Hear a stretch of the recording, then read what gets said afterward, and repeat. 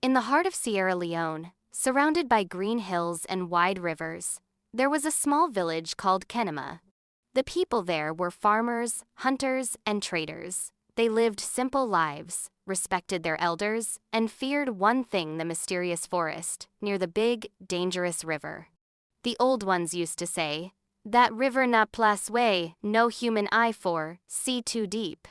For under those waters lived the mermaids, strange creatures with beauty and deformity mixed: big ears, long tongues, wide mouths, and noses like calabash bowls. Soft, golden light, close up on a dark-skinned woman with tired eyes and strong arms.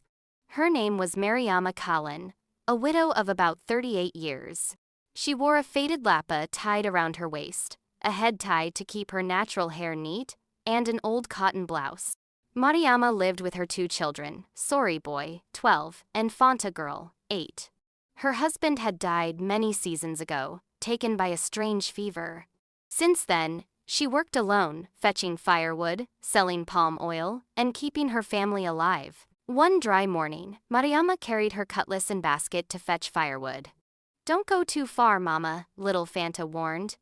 But Mariama smiled gently. "The forest knows me, my child. I'll be back before the sun sleep." She walked until the trees grew thick and the air felt heavy. Strange whispers followed her, not from humans, not from birds, but from the wind that spoke like a voice. As Mariama bent to lift a dry log, she saw something half buried in the leaves: a shining cloth, folded neatly, as if someone placed it there. It shimmered like moonlight, soft as silk, and smelled faintly of river water. She touched it and felt a coldness run through her hand. Still, she folded it carefully and placed it in her basket. "Ah, God bless me today," she whispered. But the forest went silent. The river, waves turning darker, low rumbling sound in the distance. Far beneath the water, the mermaids stirred. One with a long mouth, another with a tongue that reached her chest, another with one eye bigger than the other. Their leader, Mama Bendu, rose slowly. "Who took the cloth?" she hissed, her voice echoing through bubbles. "The human woman," the others replied, twisting their faces. "Then she must return it, or we shall go for it ourselves." Evening light, orange sky over mud houses, smoke rising from cooking fires.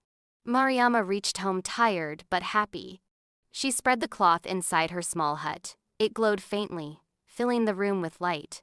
Her children stared in wonder. "Mama, this cloth looks alive," said Sori. Mariama smiled. "Maybe God sent it." She didn't know it was no gift from God. Dark blue night, only a kerosene lamp burning inside her hut. That night, as Mariama slept, she heard whispers, voices of women singing deep underwater. "Return what is ours. Return what is ours." She woke in sweat, holding her chest. But the cloth lay quietly, folded beside her. The village square. Villagers gathered under a big mango tree. The next morning, strange things began to happen. Goats refused to eat. Chickens cried all night. The river overflowed its banks, though it was not rainy season. The chief, Pa Kanda, called a meeting. He was a tall, dark man in his 50s, dressed in a long white gown and red cap. Beside him stood his advisor, Old Man Morlai, and the cabinet members, wise elders with walking sticks and wrinkled hands. "My people," said the chief, "something in this village has offended the spirits. We must find out." One pastor in white suit, another in black coat with a Bible in hand. 2 pastors from nearby towns came to pray: Pastor Samuel and Pastor Joseph. They were both middle-aged, dark-skinned, with short hair and serious eyes. They prayed in tongues and sprinkled holy water around the village. But the river kept roaring. And at night, villagers saw shapes moving near the forest. Fanta's face under flickering lamplight. Fanta cried every night. "Mama, I hear them singing again. They call your name." Mariama tried to calm her. "Don't be afraid, my daughter. We are safe here." But even Mariama's heart was not at peace. Each time she touched the cloth, it pulsed like something breathing inside it. Morning light. Villagers gathered with worried faces, shows chaos and fear. By the next sunrise, Kenema was not the same. Fish floated dead in the river. Palm trees near the forest turned brown overnight. The people whispered, "The spirits are angry. Something terrible has happened." Children cried. The hunters refused to enter the forest. Even the drums that usually sounded at sunset were silent. Mariama's face, sweat on her forehead, the glowing cloth behind her. Mariama sat inside her hut, shaking. She knew, deep inside her heart, that the strange cloth might be the cause. Her conscience spoke, what if it belongs to the river spirits? But she feared to tell anyone. She didn't want people to blame her or her children. Candlelight on Chief Kande's face as he tosses in sleep. That night, the chief had a dream. He saw a woman in white walking from the river, her eyes shining like glass. She said, "A gift has been stolen from our home. Return it, or your land will dry and drown." When the chief woke, he called for Old Man Morlai. "Morlai," he said, "we must find what was taken." The chief invited the old diviner, Mama Yada, a woman with gray hair and cowries tied around her waist. She spread her shells on a goatskin mat, murmuring ancient words. After a while, she said, "The river people have lost something. It was taken by a woman with sorrow in her eyes. Until it is returned, Kenema will not rest." Villagers moving from house to house, dust rising under their feet. The chief's messengers went through the village, knocking on doors. "Bring out anything strange you found," they shouted. Some people brought stones, others strange fruits, but none matched the lost item, Mariama kneeling before the chief. At last, Mariama could not bear it anymore. She carried the glowing cloth, wrapped in a basket, and went to the chief's house. "Pa Kande," she said, kneeling, "I found this in the forest. I did not know it belongs to spirits."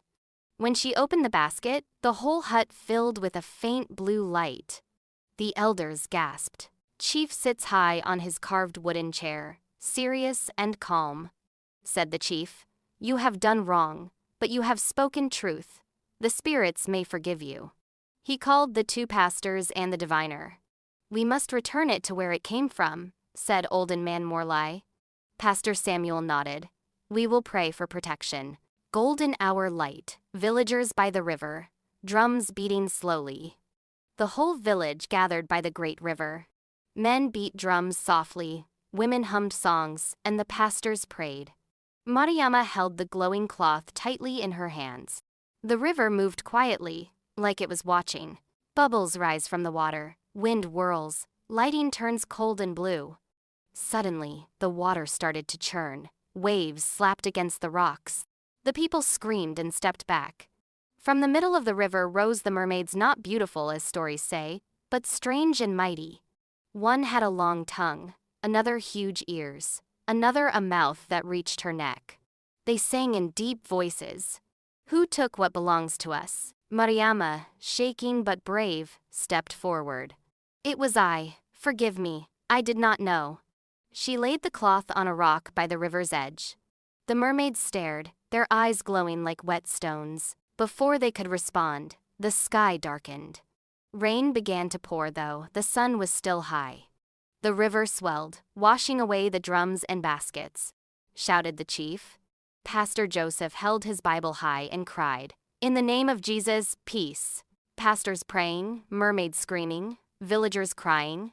The mermaids twisted in the water, trying to pull Mariama in. But the pastors and Mama Yada stood strong. They sprinkled river salt, burned incense, and lifted their hands to heaven. Old Morlai shouted, "Spirit must not take what belongs to man again." The water hissed and boiled. Fanta kneeling, tears on her dark cheeks, hands clasped. Little Fanta fell to her knees and prayed, "God, save my mama. She has suffered enough." Her small voice echoed through the wind. For a moment, everything went still. The rain stopped. The water began to settle. The mermaids bowed their heads. Their leader, Mama Bendu, spoke softly, "The child's heart is pure. We forgive the woman." Then, one by one, they disappeared into the deep, carrying the glowing cloth with them. Across the happy faces of villagers, drums beating again. Days later, the river returned to peace. The trees grew green again, the goats ate happily, and the village danced with joy. Mariama was forgiven. The chief blessed her and her children. The pastors said, "The power of faith and truth has saved Kanima." Mama Yata smiled. Even the spirits respect honesty. When the sun rose again, the land looked new. Birds sang louder than before, and the air smelled clean. The villagers came out one by one, thanking God for mercy.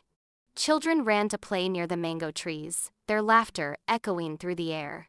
Mariama lies weak on her bamboo bed. For 3 days, Mariama could not walk.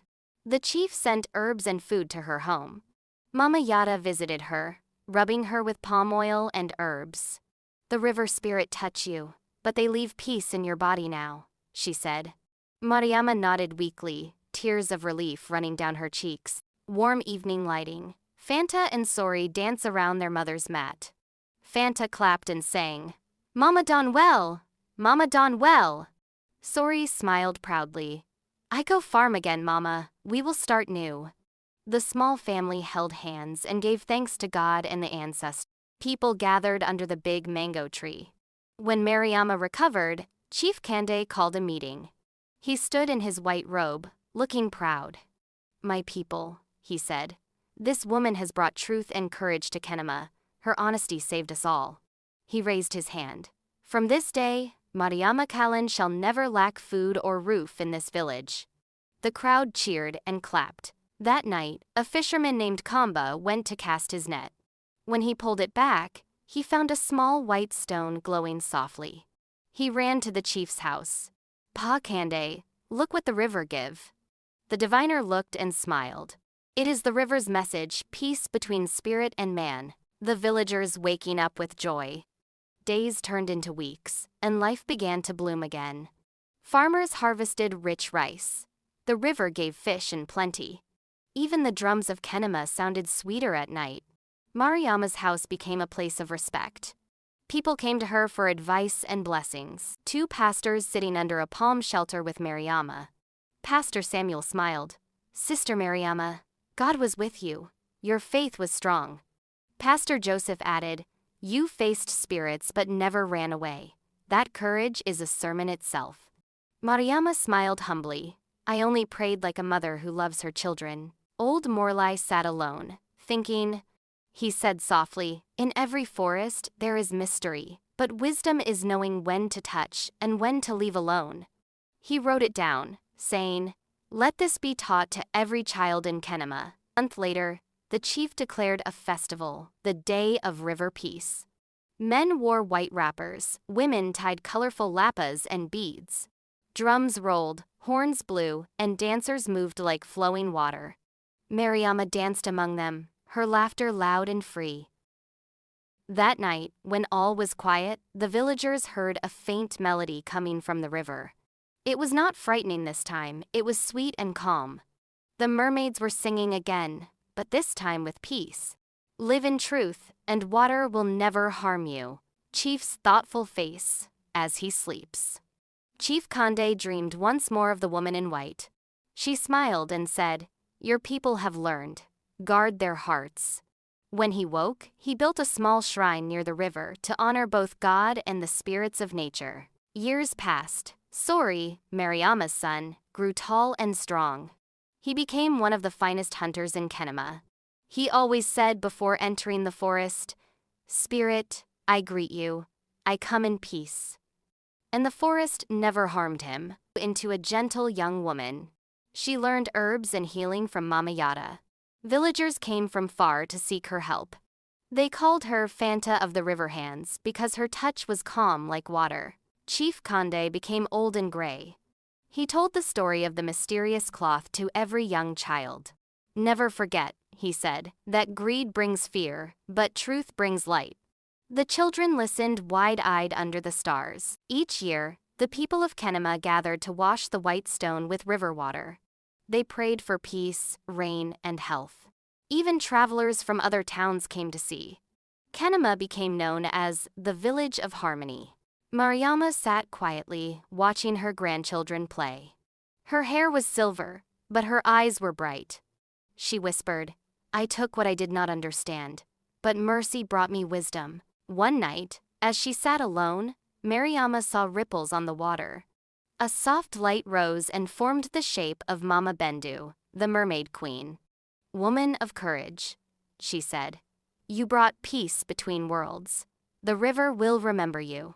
Then she faded into mist, Mariama lying peacefully on her bed, surrounded by family.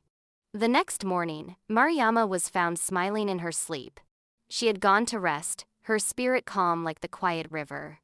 The whole village mourned her with drums and songs of gratitude. Golden sunset reflection on water, children playing joyfully nearby. After her burial, the river glowed faintly at dusk, just like the mysterious cloth once did. People said, "Mariama's spirit watches over Kenema." The fish grew plenty again that year, and the rain never failed. Children gathered as an elder tells the tale. And so, the people of Kenema tell this story every dry season. When the moon is full, they say, "Once, a widow found a cloth that belonged to the river. She feared, she suffered, she confessed, and peace returned." Moral lesson of the story: never take what you don't understand. Truth, faith, and courage can heal even the anger of spirits. Respect nature for what lives in the river, the forest, and the wind also watches us.